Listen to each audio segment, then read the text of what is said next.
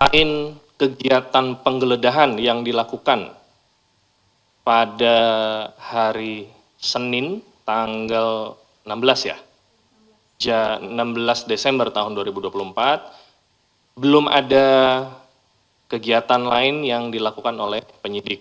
Penyidik masih menganalisa dokumen dan barang bukti yang disita pada saat proses penggeledahan dan penyitaan tersebut.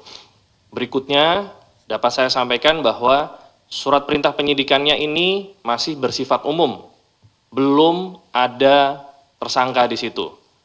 Ya. Jadi bagi rekan-rekan yang bertanya tentang tersangka, belum ada tersangka di surat perintah penyidikan tersebut. Kaitannya dengan apa yang disampaikan oleh Bapak Deputi, kemungkinan beliau salah melihat atau mengingat dengan perkara yang lain. Ya. Jadi ada mix di situ sehingga disebut sudah ada tersangka. Bahwa sampai dengan saat ini surat perintah penyidikannya tidak menyebut nama tersangka. Jadi saya pertegas di situ. Iya, itu sudah masuk materi ya. Saya tidak memiliki informasi yang memadai untuk dapat menjawab pertanyaan itu. Kita tunggu saja karena kembali surat perintah penyidikannya juga masih belum terlalu lama terbitnya. Jadi kita tunggu update-update-nya dan kegiatan yang dilakukan oleh penyidik apa aja, baik itu pemeriksaan saksi, terus mungkin akan ada kegiatan penggeledahan lagi, nanti bila sudah ada kita akan update ke rekan-rekan jurnalis. Hari hanya nanti kita akan sampaikan ke Mas Chandra, seperti biasa. Ya, sudah saya tanyakan namun belum ada jawaban dari penyidiknya.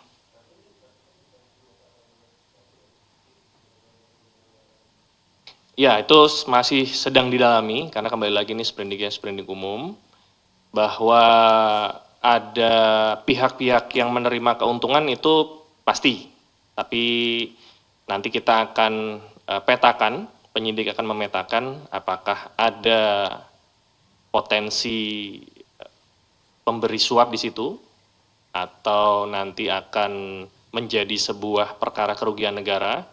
Nanti akan dilihat setelah tentunya penyidik menganalisa barang bukti yang ada dan mengkonfirmasi dokumen barang bukti elektronik itu dengan keterangan saksi-saksi yang tadi sudah ditanyakan. Enggak, itu adalah opsi yang bisa digunakan. Jadi kalau selama ini KPK tidak menggunakan opsi itu, saat ini ada beberapa perkara yang memang menurut penyidik maupun dari hasil diskusi dengan pimpinan bisa digunakan sprindik umum itu dengan alasan strategi maupun penanganan perkaranya membutuhkan kekhususan lah kalau menurut saya. Jadi tidak mundur, tetapi kita menggunakan opsi maupun strategi yang berbeda sebagaimana perkara yang sprindiknya sudah ada nama tersangka. Untuk sprindik yang ada nama tersangka juga masih tetap ada, namun kembali lagi ada hal-hal tertentu yang dinilai oleh baik penyidik, pimpinan maupun struktural untuk perkara-perkara ini dibutuhkan surat perintah penyidikan umum terlebih dahulu dalam penanganannya. Saya pikir itu tidak menjadi masalah karena penyidikan itu tentunya membuat penyidik tetap bisa melakukan tindakan-tindakan sebagaimana biasanya seperti penggeledahan, pemeriksaan saksi dan sebagainya. Saya pikir seperti itu.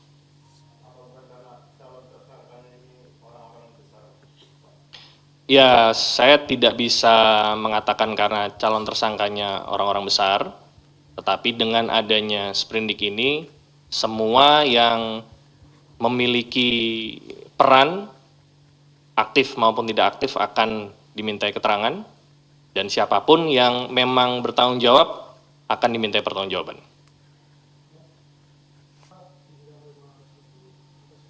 Ya, membuktikan kerugian negara itu tentunya harus melibatkan instansi lain, harus ada auditor yang menghitung. Dalam hal ini, bila ada kerugian negara dari penyelidikan maupun penyidikan, tentunya itu adalah perkiraan atau potensi ya, yang diyakini, itu yang pertama. Yang kedua, penyelidik juga mengetahui adanya bukti permulaan yang cukup, ada perbuatan di situ, jadi tidak hanya ada kerugian negara, ada perbuatan pihak-pihak, ada meeting of mind, ada mens rea-nya, ada niat jahatnya. Jadi banyak hal sekali, banyak faktor yang perlu dilihat, tidak hanya sekedar perhitungan kerugian negaranya. Pada saat perkara ini naik di tahap penyidikan, tentunya penyidik akan berkoordinasi baik itu dengan BPK, BPKP, maupun analis forensik, akuntan forensik di KPK untuk bisa bersama-sama melakukan proses penghitungan sesuai dengan kondisi di lapangan nanti. Ya, saya ulangi lagi bahwa pernyataan Pak Deputi itu kemungkinan besar karena ada perkara lain yang bersamaan diekspos sehingga beliau salah menyebutkan bahwa ada tersangka. Sampai dengan saat ini, pada saat surat perintah penyidikannya terbit, itu tidak ada nama tersangka. Ya, sprindiknya sprindik umum. Banyak rekan-rekan yang bertanya kepada saya di hari yang sama, jawaban saya tidak berubah dari awal sampai dengan sekarang. Itu sebelum ada, apa tadi? Pidato. Oke, menjawab ya.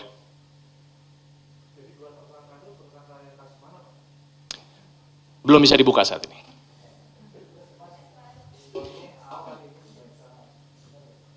Gimana?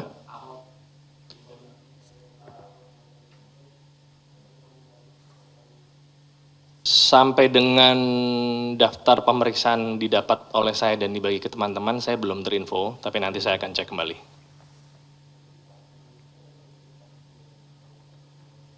Ya, kalau untuk tahap penyelidikan kan saya nggak bisa berbagi kepada teman-teman. Belum saatnya. Ada lagi teman-teman? Cukup?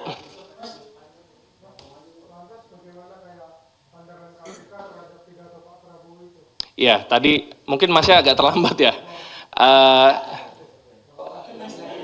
Saya sarankan untuk ditanyakan besok ya.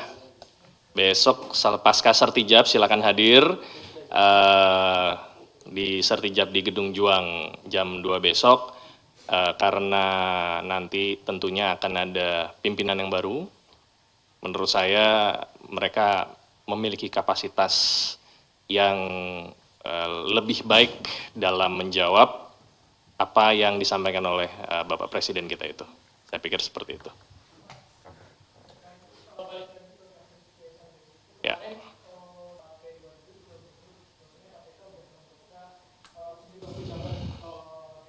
Ya.